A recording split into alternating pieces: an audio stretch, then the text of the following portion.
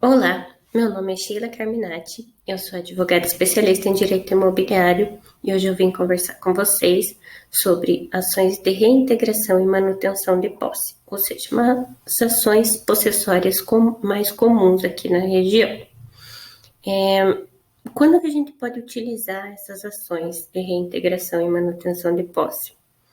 Na reintegração de posse, ela é utilizada quando já ocorreu o esbulho da propriedade, ou seja, invadiram a sua propriedade, entraram indevidamente e estão na posse dela, mas uma posse ilegal, uma posse indevida.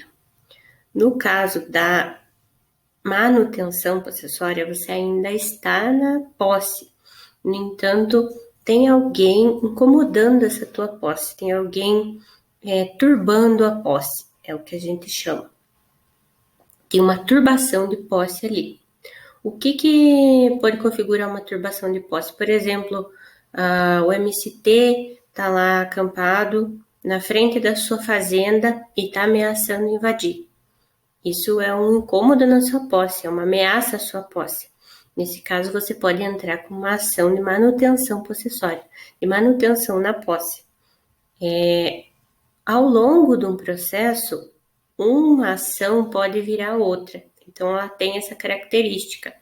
Se você entra com a ação e ainda está havendo ameaça à sua posse, e você entra com uma ação de manutenção, né? De interdito proibitório, que a gente chama. Se ao longo do processo chegar a ser invadida a propriedade, né? Se eles tomarem a posse do imóvel, ela se converte automaticamente numa reintegração. Você não precisa entrar com uma ação nova. O grande ponto-chave dessas ações, da reintegração e da manutenção, é a gente prestar atenção, porque a gente precisa agir rápido. Então, assim que ingressar alguém na sua posse, né?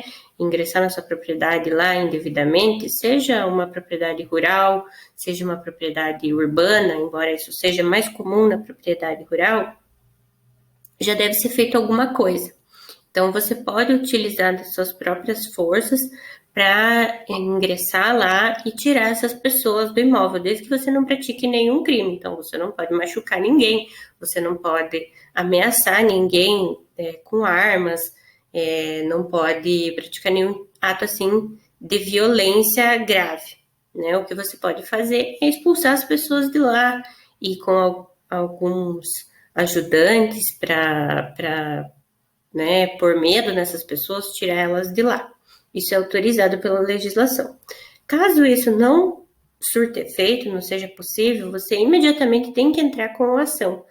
No caso, se ingressou na tua posse, né, a reintegração, se eles estão ameaçando ainda, se estão só prejudicando ali o exercício da tua posse tranquila, aí você entra com a manutenção possessória. Você tem que fazer isso, de preferência, antes de 1 ano e 1 dia da invasão da tua posse. Por quê? Porque se passar mais de 1 ano e 1 dia, o processo ele vai seguir um trâmite normal. Então, ele não vai ter uma liminar, ele não vai ter um andamento mais célere como ele teria, que é previsto na legislação, para os casos em que você observa esse prazo de 1 ano e 1 dia.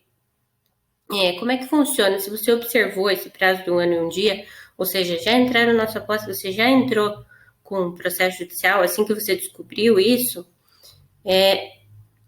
acontece que assim que você entrar, o juiz não vai nem citar a outra parte, ele já vai dar uma liminar, dar uma decisão para que essas pessoas saiam de cima do imóvel. Caso você não tenha observado esse prazo de 1 ano e 1 dia da invasão, tem-se a entender assim de que você ficou inerte, de que você não fez nada quanto aquilo.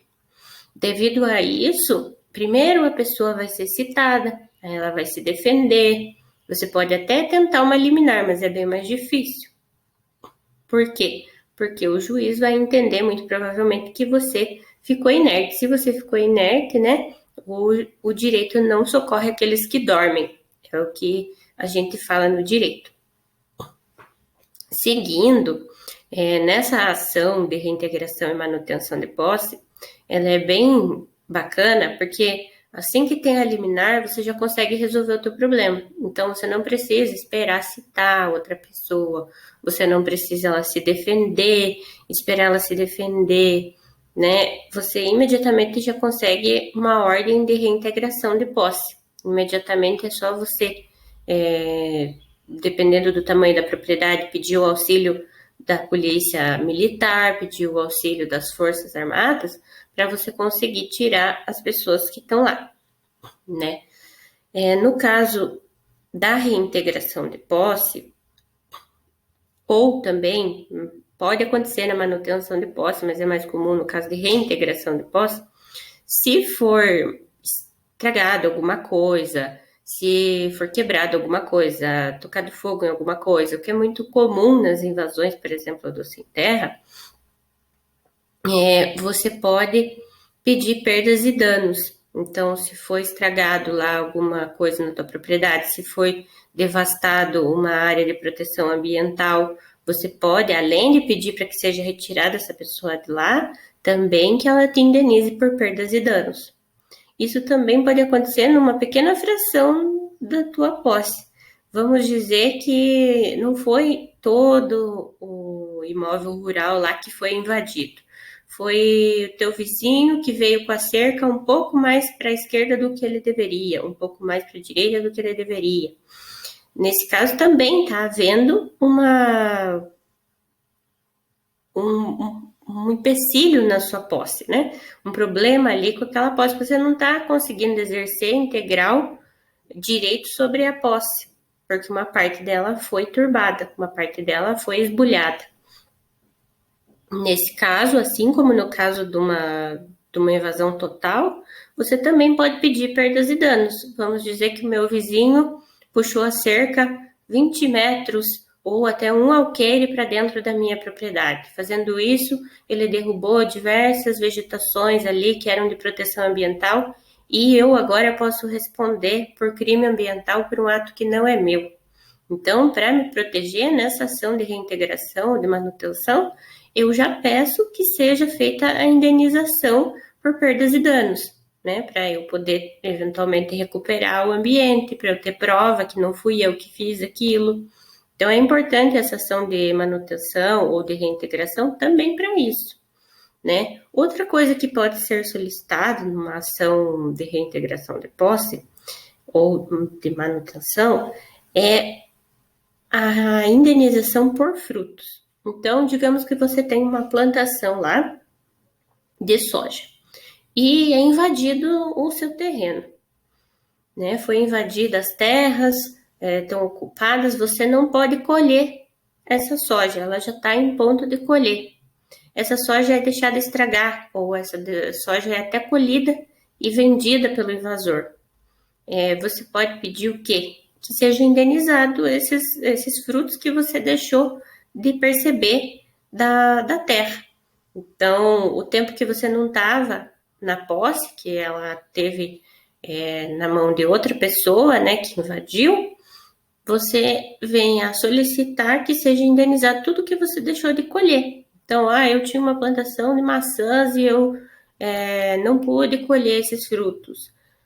Eu tinha gado de engorda e o gado teve filhotes, né?